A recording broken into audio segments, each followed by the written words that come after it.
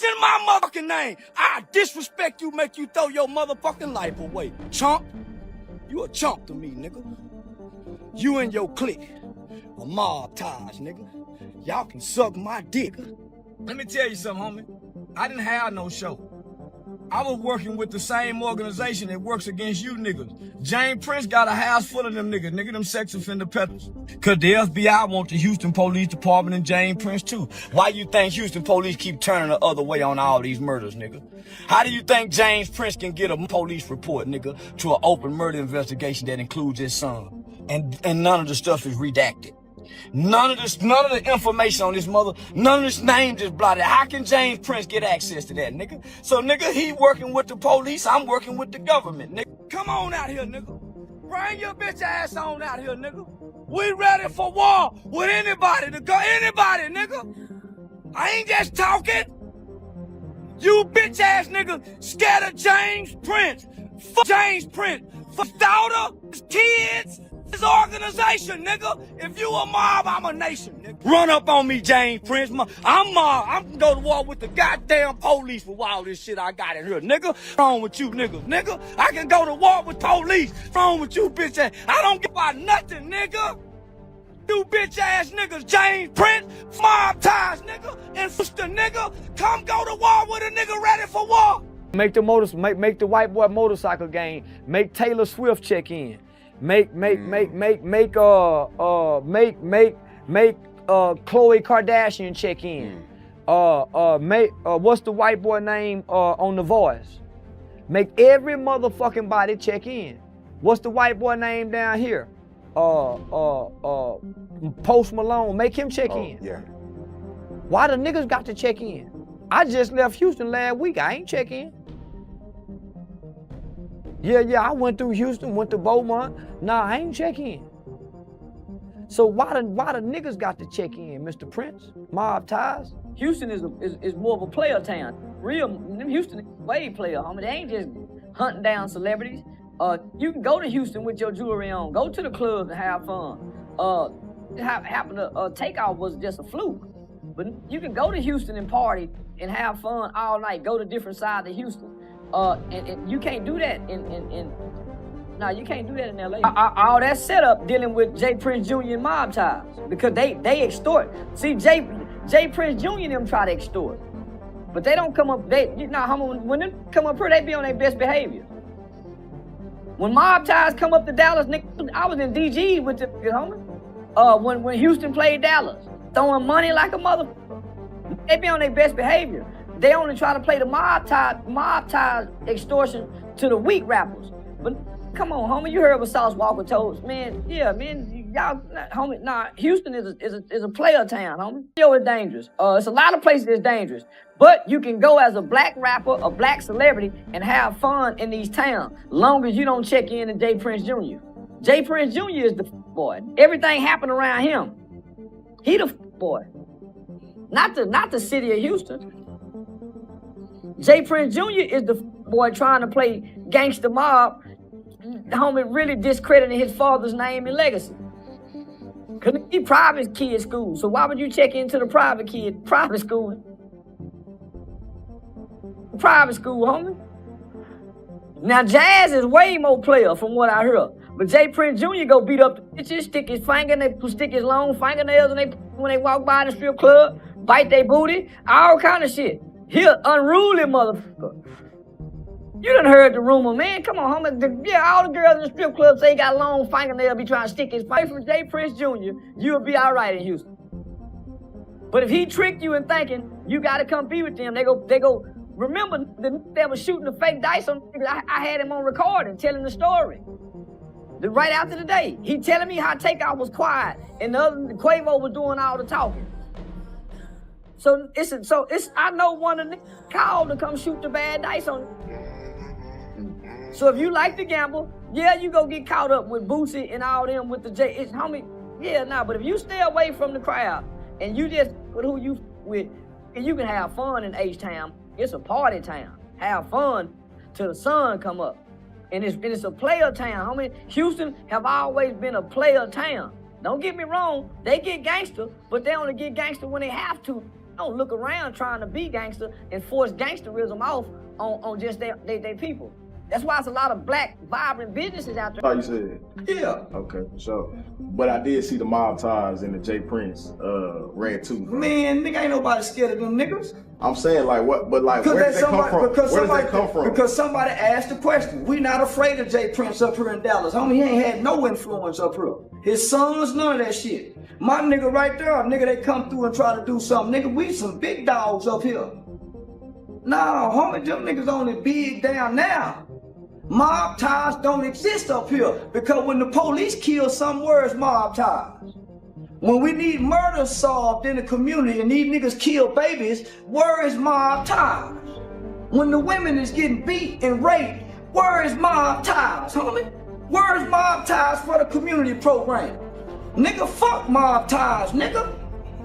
Harder we working for these kids up here. Don't bring no motherfucking mob ties up to me, nigga.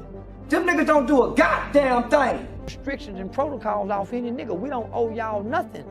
Y'all people want to enjoy the entertainment. I can go hire me some white boy sheriffs to patrol me, but I'd much rather get the black security company. But if I got to check in because they go be dropping tips on me, now I go get the white boy security. You don't make them police check in. So no, that's what I mean by I don't respect nothing like that.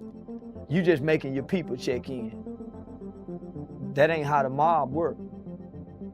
The mob make everybody pay a price.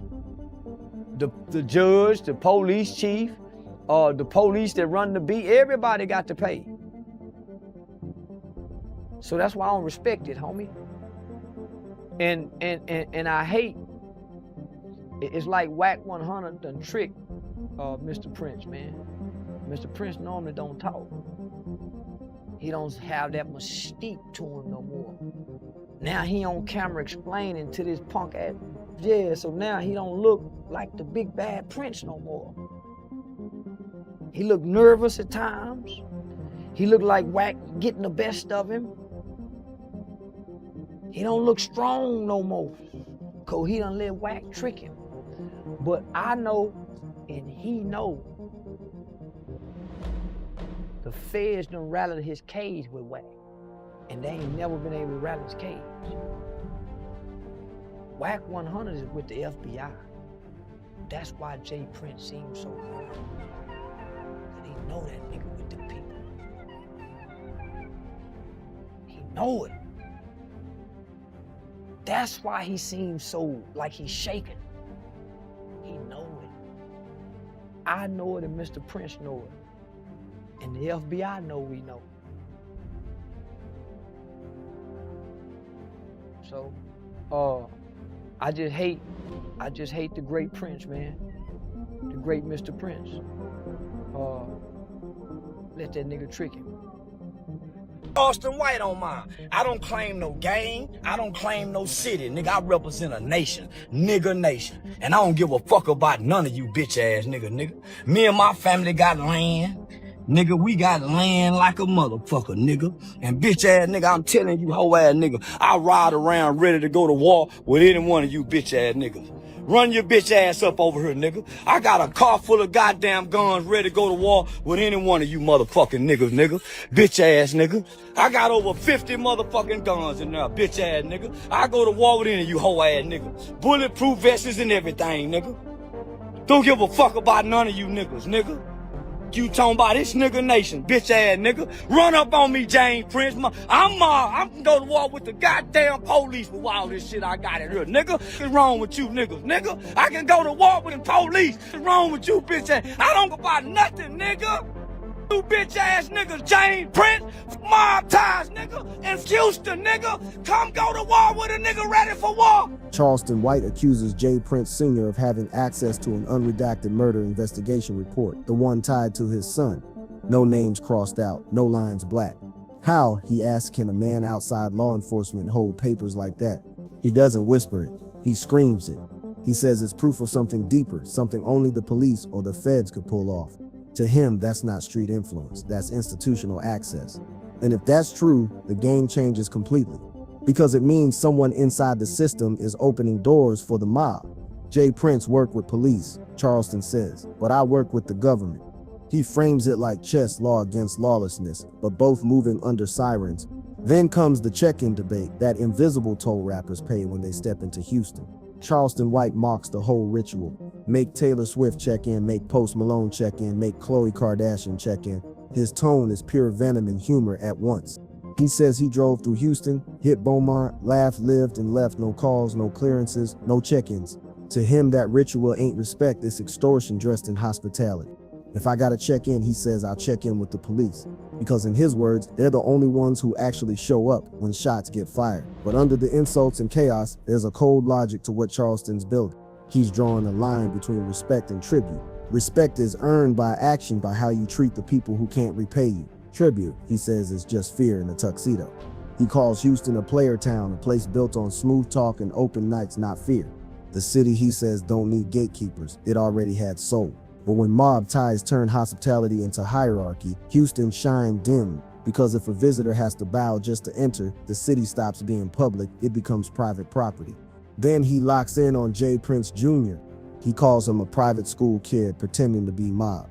He even throws in the ugliest street rumors, the long fingernails, the strip club antics, the unruly energy. He paints the picture of a man trying to imitate danger he's never had to live through. Meanwhile, he calls Jay Prince Sr. a mogul, someone who earned his name through deals, not dice. But in Charleston's eyes, the son is breaking the father's legacy, turning a dynasty into a meme. And in the process, making the Prince name look more like theater than threat. Charleston don't stop there. He calls out the community hypocrisy straight up. When babies die in drive-bys, where's mob ties? When women get hurt, where's mob ties? When a murder goes unsolved, where's mob ties? He says they only show up in music videos, not in neighborhoods. He flips the word ties into irony, saying they're tied to image, not impact. And then he makes the claim that shook the internet. He says the Houston mayor's office and gang unit personally called him, telling him they're afraid of Jay Prince.